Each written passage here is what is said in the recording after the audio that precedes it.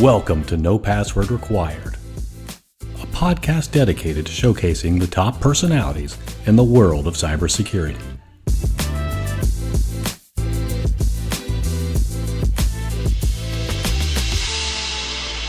Hello and welcome to the No Password Required podcast. Today we're coming to you live from B-Sides Jacksonville. Thank you to the University of North Florida for hosting us. We're having a great time. It is a beautiful day and we're here with friends. Speaking of friends, I'm your host, Jack Clabby, and I'm a cybersecurity attorney at Carlton Fields. With me is... I'm Sarina Gandy. I am a cyber and communications analyst at Cyber Florida and the producer of the CyberBay Podcast. Well, Sarina, you and I talk on the phone and over video chat. It's really nice to be with you in person today. Even better, too, because we have a very, very special guest today. So joining us is Gina Yacone. Gina is a virtual CISO at Trace3. So Gina, welcome to the No Password Required podcast. Thanks for having me, and thanks, and hello, B-Sides Jacksonville. So can you give us a little bit of your background and how it led you to being a virtual CISO? Once upon a time, many, many moons ago. No, really good question. I do not have a traditional background by any means. I wasn't born out of the firewall and became a firewall CISO or anything like that. I actually worked in Tampa, Florida at a law firm for over 14 years as a private investigator. And there I learned to factually work up cases, proving and disproving the legal theories of the case for the attorneys. Basically, I got to do all the fun things that the attorneys maybe didn't have time for, creating tables of proof and going and actually finding either witnesses for the case and or I became very familiar in digital forensics. That's kind of the technical aspect of it. And I, in that kind of tenure, I kind of learned how to work with attorneys, deal with attorneys, as well as the technical side of, chain of custody and really social engineering at its finest. So it gave me a great pathway into what I do today.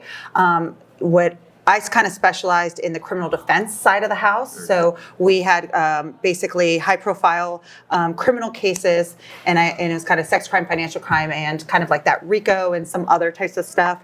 And so with that, I was always going to court. I was always preparing for, kind of testimony and other types of things. And here's the thing is when you walk up to a door, no one really wants to talk about a murder case. Not at all. They don't want to talk about some of the other cases that I talked about as well. And so being able to, get people from an interview perspective to talk about really hard things is the same thing I do in cybersecurity every day. It's like, hi, knocking on your door, would love to talk to you about your vulnerabilities and all of the places you made poor investments in. So come on, let's talk about it, right? So you can't really approach a conversation like that. So I think my 14 years had really helped me in many regards kind of get to where I am and makes cybersecurity one conversational and approachable. I also I like to think of myself as funny. So breaking the ice in that way has also, I think, helped me. Where did the pivot come from then? How did you end up transitioning from that to the next thing? Yeah, so my head partner at the time, he was in his 80s, and I was the last in-house investigator, I felt like, in all of Tampa, Florida. And while I was doing good financially, I had to think about what was next. And either I can open my own practice and or maybe go as a contractor to other law firms, but then I might have to do this thing called family law or, kind of surveillance. And I never really had to do that. I was kind of the top of my game. So I was talking to a recruiter and he was like, you got somewhat of a technical background here with this digital forensics. You seem to be, good with people. Cybersecurity does not have a lot of women. You can make a lot of money. Wow. And I never looked back. I started studying for my Security Plus right away. Oh, that's cool. And trying to figure out my options. And when I started in cyber, it was 2% of women were in cyber. It was really, really tiny. Women at this conference would have been it would have been so much different. A lot of times there was maybe have been 5 of us in an entire conference, right? No bathroom lines, no lines at all. So a big, big difference to where we are today. Pros and cons. Yeah, I know, it's true. Have you ever gone back to that recruiter and been like, hey, look, you were right. Look how I did.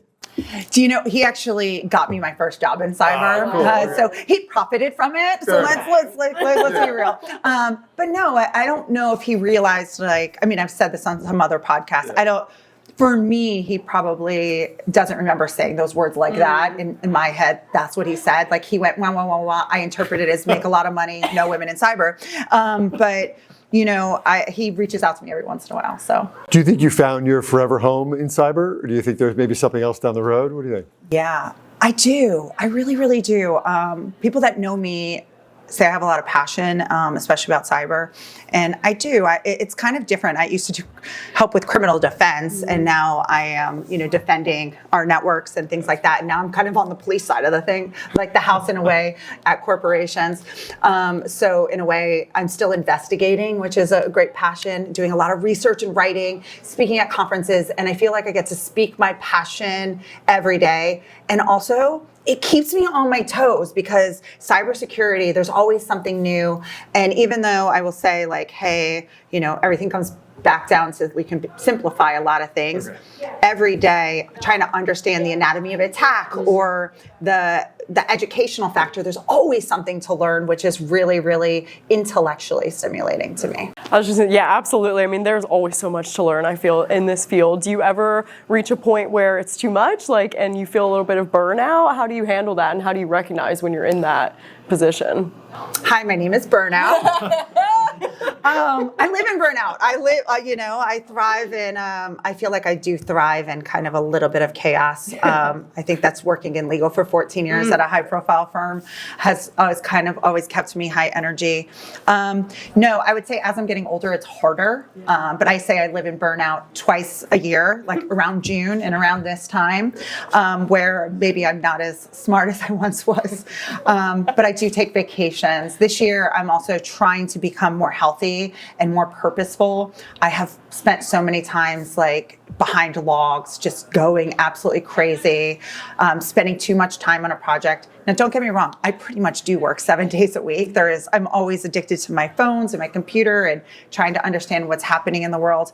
So I do kind of live in this kind of area of burnout. But right now I'm trying to incorporate walks into my calendar. I'm trying to go to the gym.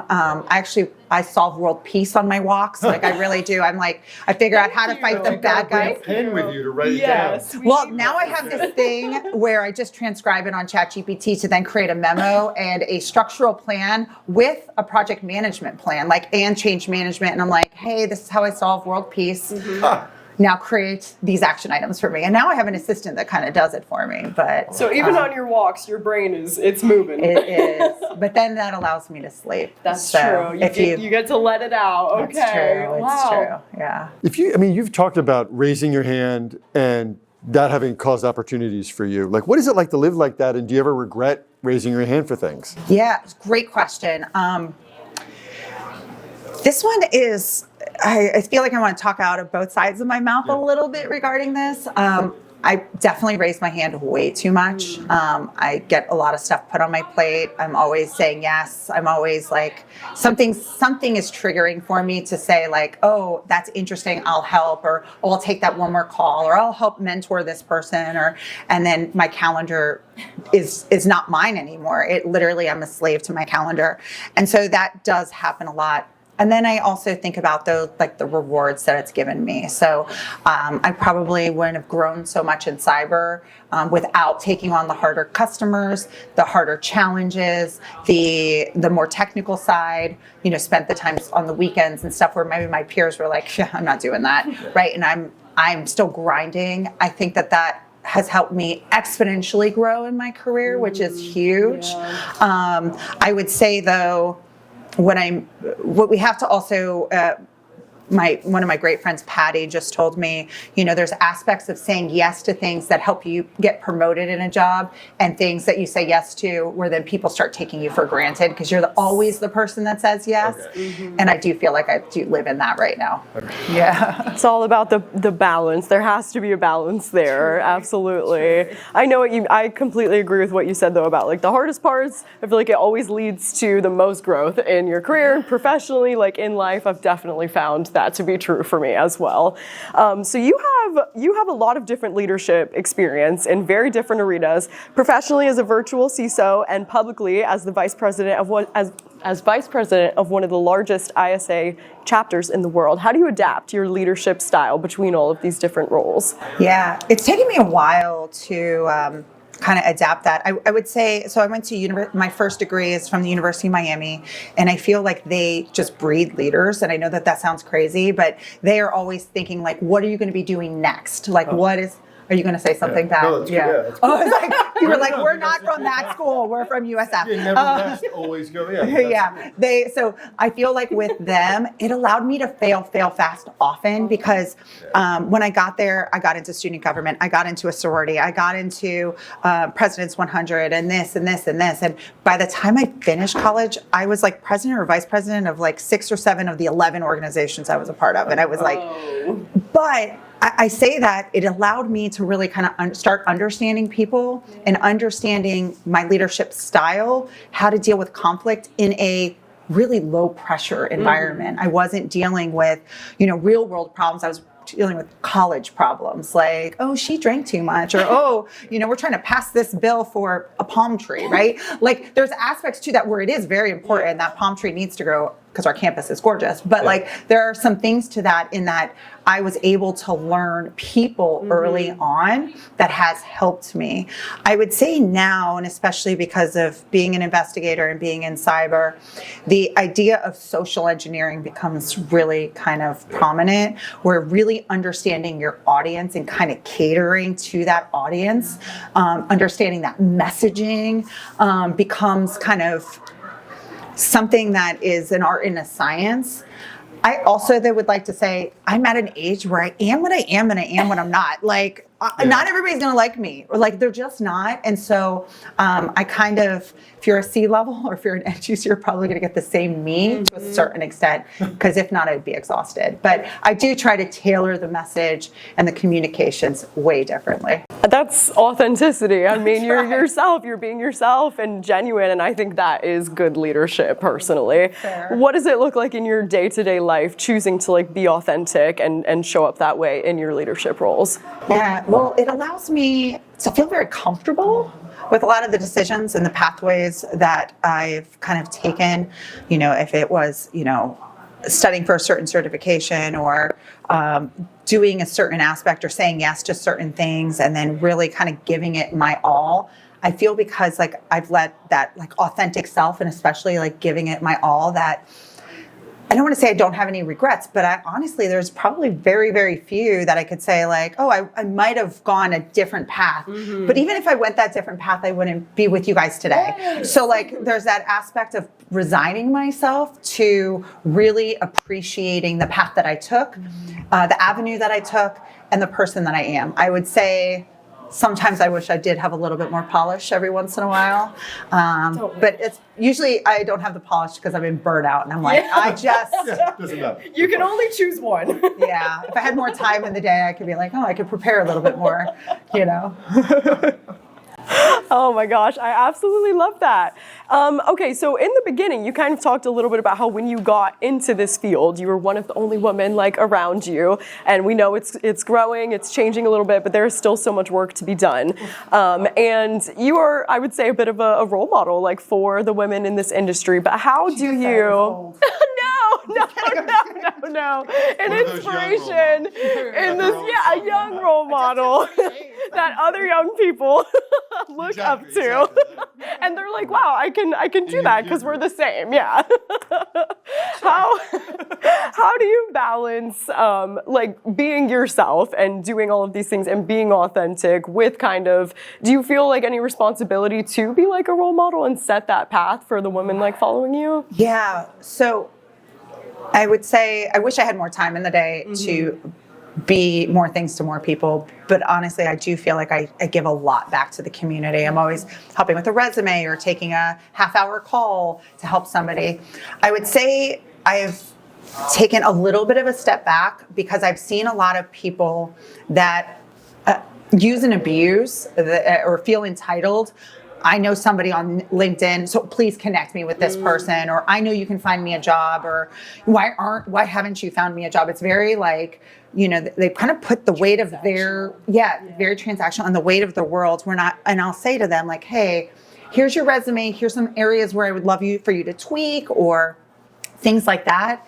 And then they don't do the homework and then still expect me. So I'm feeling very exhausted with that. You know, I had somebody just recently and he wrote me this thing on saying like how he wasn't ready for a job yet because he's taking a little bit of break and he may start a nonprofit and he may do this, and he's really intrigued by my company, but not sure if my company's ready for him. And then literally and he's like, here, can you look at my resume? And then 2 days later, he applies for 11 jobs at my company. And I'm like, what? I don't understand. Yeah. Do you know? So there's this aspect of like, he's not reading the room. Not reading the room or like waiting for a response. And so, but we're in a desperate situation too, right? The economy is weird. The job hunting is weird. And we say to network, your network is going to give you, potentially your next job. So I get that people have that, but there are some boundaries sometimes that I would like But it's got to be authentic too. I mean, it's just like, have one ask. Hey, would you mind taking 5 minutes in the next month to read my resume? Don't ask for 8 things. Like, it's got to be a limit to what you can ask from strangers. It is insane. I mean, I'm not kidding. I have people who, if I don't email them back fast enough on LinkedIn, they'll email my organization saying that I don't respond. I'm not kidding. It's very funny to me on what they think I can accomplish in a day, really. I mean, I guess I'm kind of honored. They think I can, do with the world. But I would say for that mentee-mentor relationship is as long as you're establishing good boundaries and the mentee is also giving you their boundaries too, because there's that give and take as well. And you're setting appropriate deadlines and you guys are talking through things and there is some of that, then I love to lean in and help. But sometimes I do just smile and nod and I'm like, I get frustrated. So. I definitely would too. And I think people like that guy is maybe a great chance for you to practice saying no more. And just say no and set that boundary. And it is true. So. That must be frustrating. I had a graduate student reach out to me the other day asking to learn about my career. And I was like, great, like this must be someone who's thinking about going to law school. I can answer some questions. I know it a lot. But I was kind of looking forward to it and also not looking forward to it. And then when I got on the call, turned out he was doing some research for a thesis. And I was like, this is awesome. I never get a call like this. Like, let's talk for 5 hours. Like, I realized how sad I was about having to do the thing I'm good at. And be like, let's talk about your crazy research idea. Lunatic, this is great. I love that. It was awesome. No, that is awesome. And but see, the aspect Give me something else.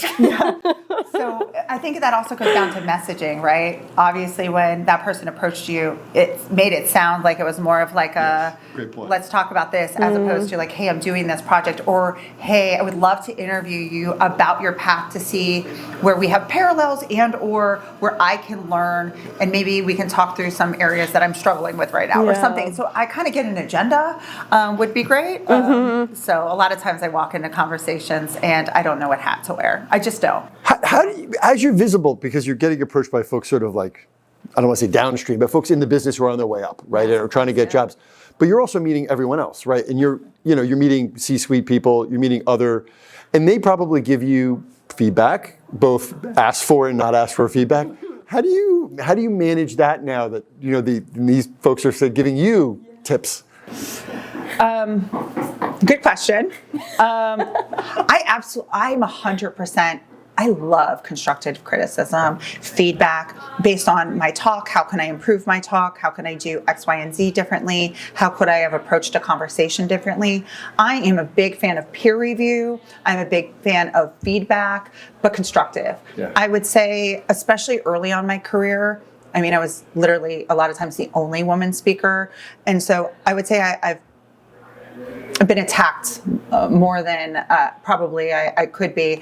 And sometimes I recently got a harsh review. I was a speaker and there's probably like 400 people in the room. And I have all of this amazing. It was like 5 stars. I mean, all of this great feedback, like amazing feedback. People are like, where's her slides? I want this. Please, bring her back again. And then I had this one guy write this paragraph, and it was like, definitely a guy. It was definitely 100%. It's like, she sets back cybersecurity by 20 years and this and that. And it's like, And I'm like, okay. The thing about that though is I was starting to run out of time. And so there was an area where I do this a lot. I somewhat rush at the end because I have so much to talk about. And so I did that portion. He was correct, but the rest I have to take out. So I think it's just like social media and the bullies that are behind social media and the keyboard warriors. It's listening, but not listening. It's taking what you can learn from it and growing, and also realizing that you're not everybody's cup of tea. It is what it is, and that's okay. You're not supposed to be. I have a guy engineer who I will take with me many times, and I'll be like, because remember this customer when I'm going to say a lot of words. And he's not going to hear me, and you're going to say those same words, and he's going to hear it. And I'm not kidding. Nowadays, we'll go in and he'll be like, "Oh, that's that one guy, huh?" He's like, "I got your back." And so it's really interesting on how some of this works, and you just have to roll with it. Sadly, you have to smile and nod. I probably from maybe a little bit of a different generation than the students that are in the room who. I would say I would have taken offense to it early on. I don't want to say now I just know I have to live with it, but I obviously wasn't communicating the message right in some regard, and I will learn to overcome that. So it is what it is.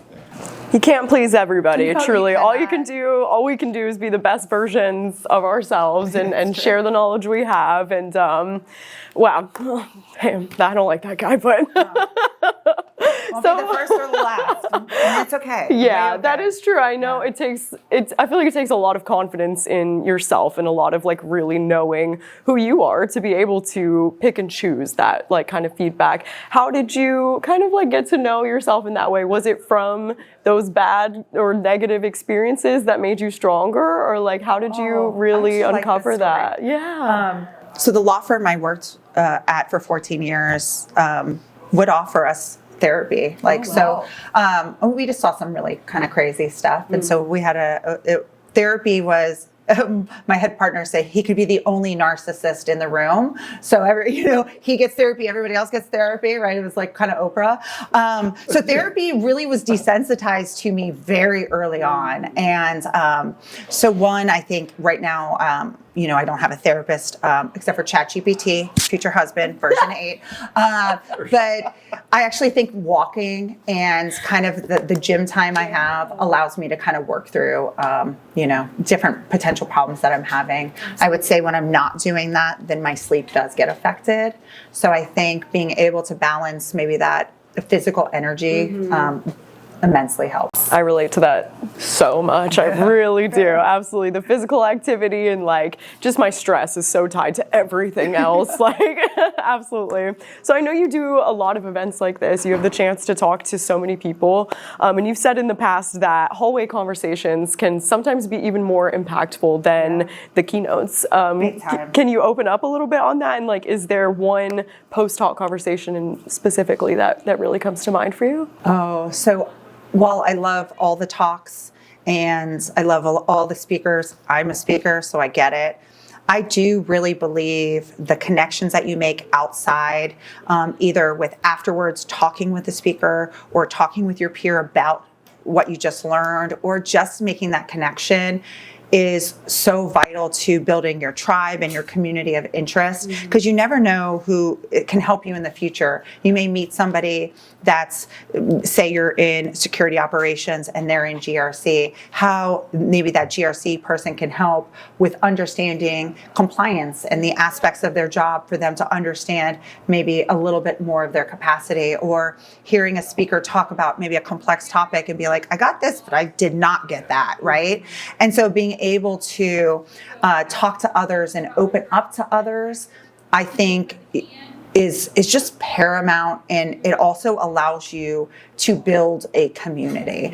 And that's the cornerstone. I mean, we're all trying to fight bad actors every day. And so being able to take a couple of minutes to understand who else has that similar job or same job that you can rely on. Because also you just don't know if that can be your next job, right? Or if they have any connections, or, down the line, how that will work out. Because these groups are really small and kind of either different citywide, they're small, or now with LinkedIn and kind of the virtual world, globally, even kind of small. So being able to make those connections early on are really important. So I think for me, me, a lot of times it's helping people who come and speak to me after, like with maybe career path or questions about what I said. I feel like that's always my favorite portion.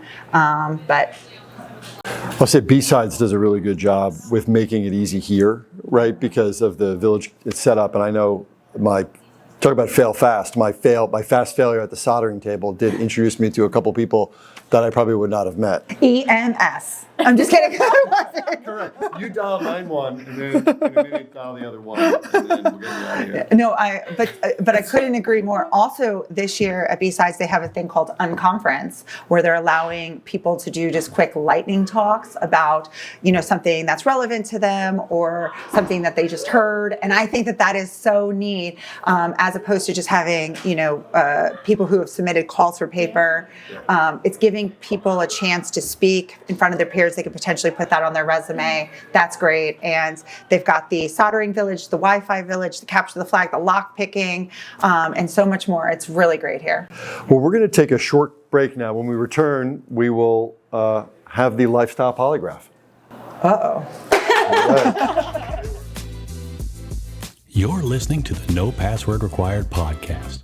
We cover cybersecurity and a lot of other stuff. Welcome back. As many of you know, the Lifestyle Polygraph is a test used by the federal government to determine if a person is worthy of learning some of our nation's most important secrets. Here, we use this technique for slightly lower stakes to determine whether our guest can join our fantasy cybersecurity squad. Gina, are you ready for the Lifestyle Polygraph? Well, yeah, now it's part of the fantasy. All right. I thought I was literally about to learn state secrets. Yes, this is not quite. Slightly lower stakes, okay? So, question number 1. You've done roller derby. What was your derby name? What did it teach you about teamwork? And can you pretty much just tell me everything about your roller derby days, please? So I was going through a really bad breakup, so I joined roller derby in Tampa, Florida. I was a part of the Derby Darlings. I was in the Black Widow squad. This. And my name was Heaven Lee. 2 words, okay? 2 words, Heaven and then Lee. My number was Ezekiel 87.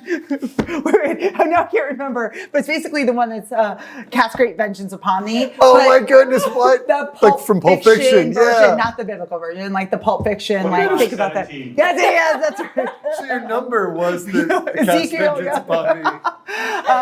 So I did that for 2 years, and then I was in a 4-girl collision and had to get knee surgery. But honestly, really any type of sports, I also did triathlon and CrossFit for a while. Like I think as having some type of mental physical and mental like detox. And honestly, roller derby was super intense. It was actually, I used to leave there feeling like all of the stress of the world just would leave off of me, because you'd be like 2.5 hours, like literally in a squat. They're called quad killers, and just rolling in circles at high speeds. So it was a lot of fun, but also it allowed you to think on your feet very quickly because you don't want to get hurt. Sadly, I got hurt, retired roller derby now. But it taught me a lot about teamwork, of course, because you're in a team trying to either block the jammer or get your jammer through to get points, and but also strategy, slowing everything down when everything's moving so fast. But it was really fun. But yeah, God. Good due diligence. I love this. Scraping that off of the internet. What was the crowd interaction like? Did you tune it out, or were you aware of what the crowd was up to? Like, were you dialing them in? That's a good question. I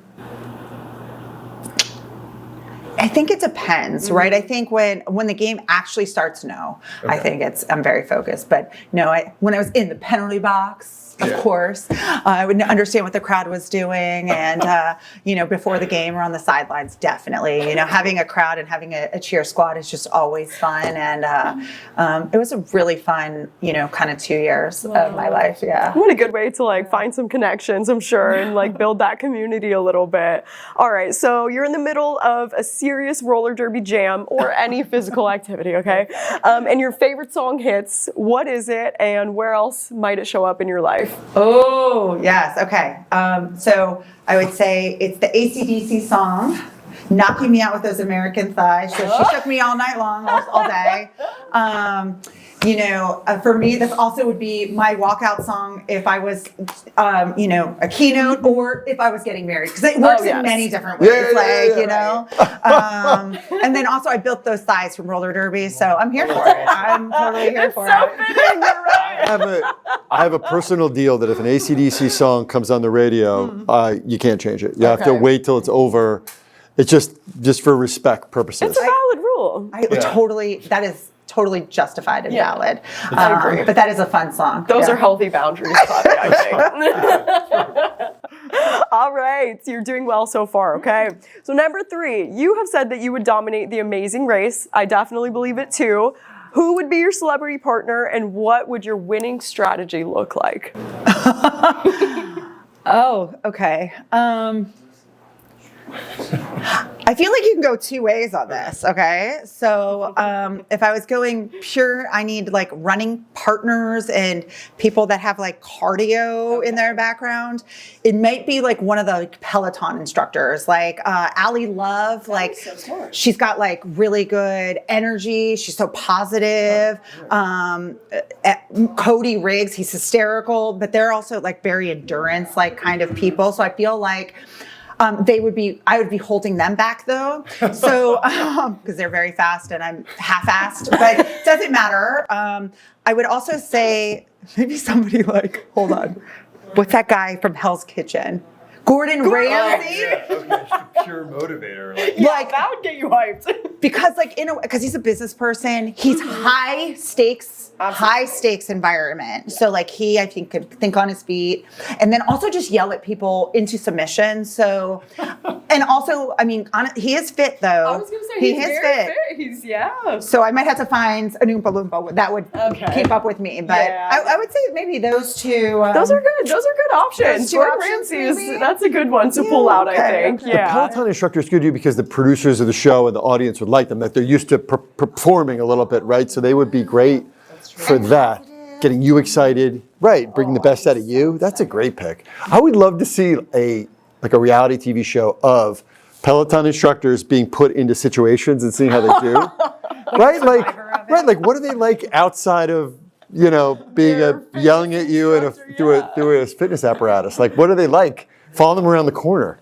Yeah. I feel like there's something here. I think you're right. I'm gonna write a series of emails after this, and let's see what we can get moving. But honestly, my mom would say that she would like to be my partner. So I know that my mom really loves The Amazing Race. So I'll also throw my mom in there. So it's a choose your own adventure. I have to see what the season is. I got to feel like how I'm feeling. Feel it out for sure.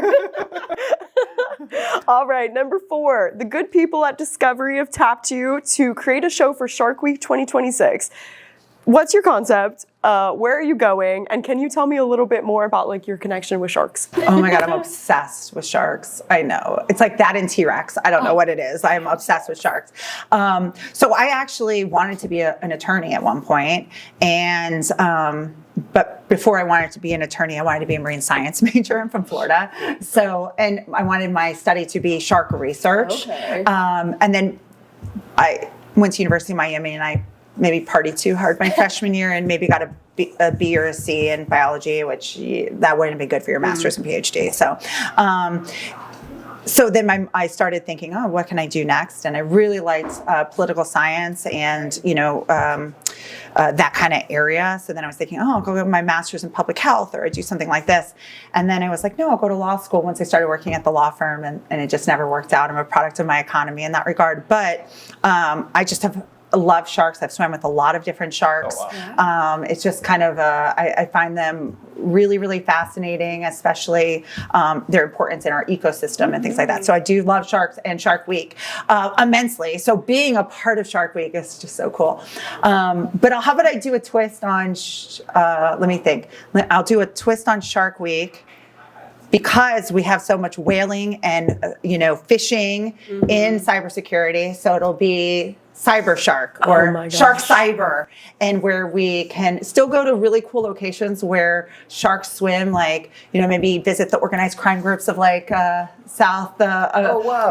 in South Africa. We could swim with the whale shark, but then also like interview like bad actors on the boat and then throw them in.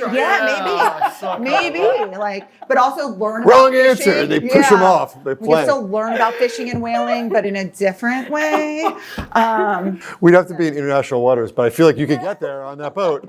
It's fine. They would No be totally explanation. okay. It's fine. I'll write you a memo saying it's okay. They go memo. I'm Say, just surrounded this is by gonna good happen. ideas right now. This is like, tremendous. We're going to do the Amazing Race. They're going to That's what I'm saying. people from Peloton do Amazing Race, and then we're going to And then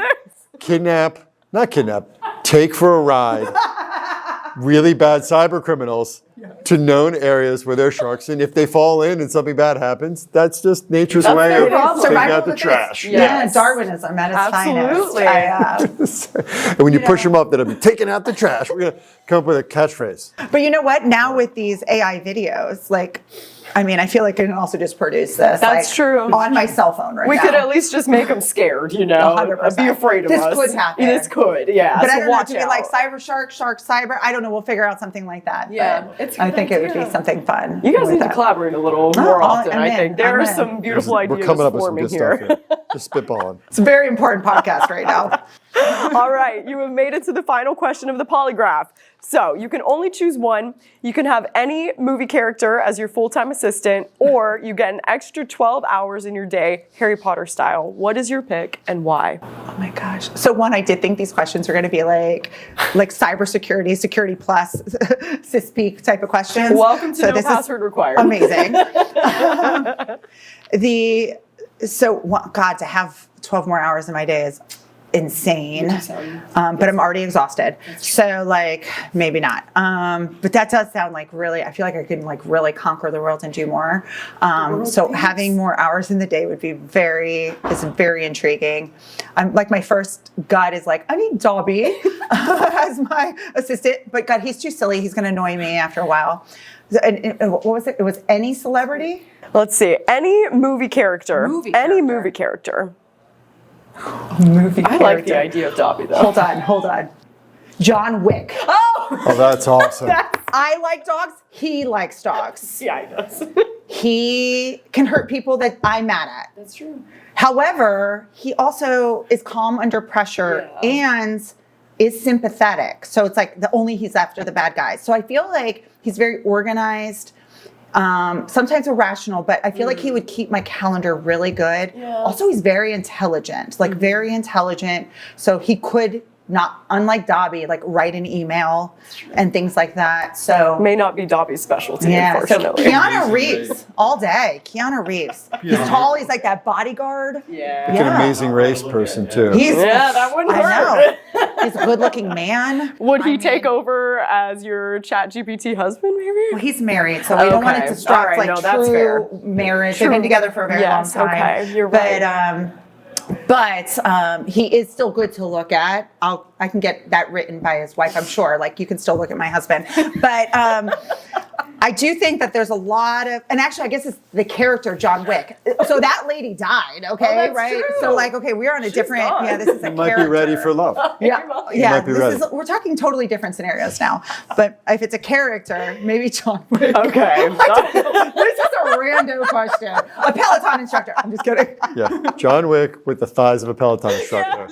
We've constructed. I like it.